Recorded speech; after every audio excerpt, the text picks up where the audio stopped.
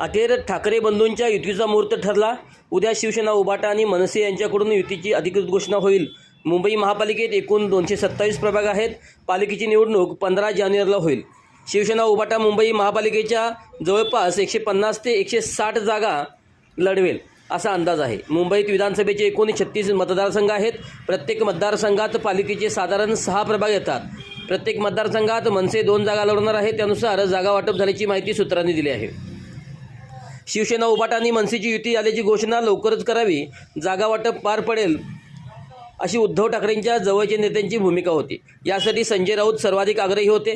पदाधिकाऱ्यांनी कार्यकर्त्यांमध्ये एकदा युती झाल्याचा संदेश गेला की ते कामाला लागतील असा उद्धव सेनेच्या नेत्यांचा सूर होता।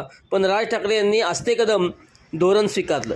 भांडूप, विक्रोळी, माहीम, शिवडी या विधानसभा मतदारसंघातील प्रभाग, जोगेश्वरी, बोरिवली, मुलुंडमधील काही जागा यावरून ठाकरेमध्ये एकमत होत नव्हतं। याच 12 ते 15 जागावरून तिढा होता। त्यामुळे युतीची घोषणा लांबली। या जागा राज ठाकरे यांना त्यांच्या विशिष्ट पदाधिकाऱ्यांसाठी हव्या होत्या। पक्षाच्या कठीण काळात सोबत राहिलेल्या नेत्यांसाठी, पदाधिकाऱ्यांसाठी राज यांना या जागा सोडून घ्यायच्या होत्या। संपूर्ण जागा वाटप पूर्ण होऊ द्या, मगच युतीची घोषणा करा असा पवित्रा राज यांनी घेतला।